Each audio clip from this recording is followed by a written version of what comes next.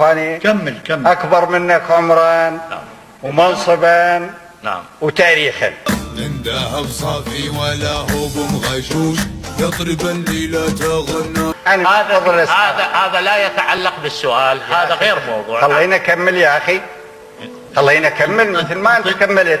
هنا مجال أن أكمل. الواقعة الثالثة، واحد آخر أهمل في وظيفته، طلبت أن يحاكم، وحكم هو الشخص الذي ساوموه، يجيبوه وزير داخلية وحكم عليه ونفذ الحكم فيه. بعد أن حاول الأخير أن يربك الرئيس صدام حسين بالأسئلة الخارجة عن صدد الجلسة، أقحمه المهيب برد قاسي.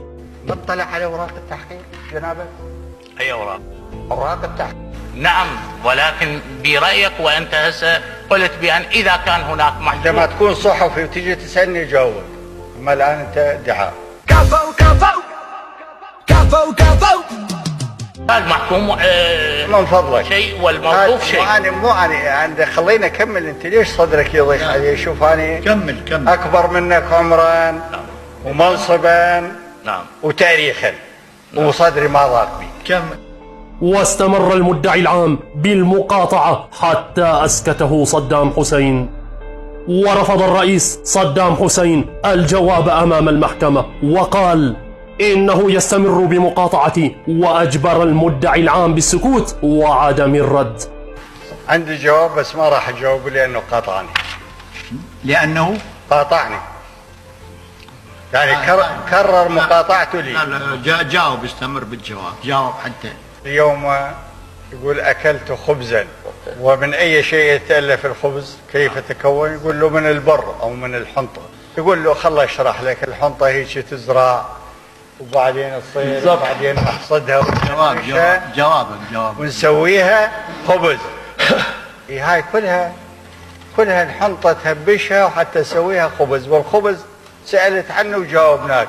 ما عندك جواب. إذا الآن راح يسأل عن كل كتاب داخلي موقع من مدير إلى مدير عام، من مدير عام إلى رئيس الديوان، من رئيس الديوان إلى المدراء العامين، فلازم يجيب لوريات ويوقفها هنا جوا ويبدأ يسأل صدام حسين عن كتابه.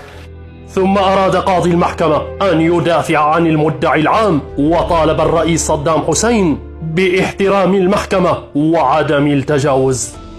فكان المهيب رده كالتالي: هذا محكمة. نعم محكمة. نعم أنا أقول لك محكمة. لو مو محكمة ما كنت ما تفضل تلك ساعة كلمة علينا عن والله لو الأمريكان فلا تقدر لا أنت ولا أبوك يجيبني إلى مكان مثل هذا. احترم نفسك. احترم نفسك أنت.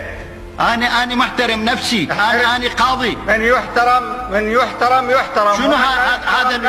شنو هذا الأسلوب منك؟ واستمر المهيب الركن صدام حسين بإهانة القاضي حتى أوقف القاضي لقطات المحكمة.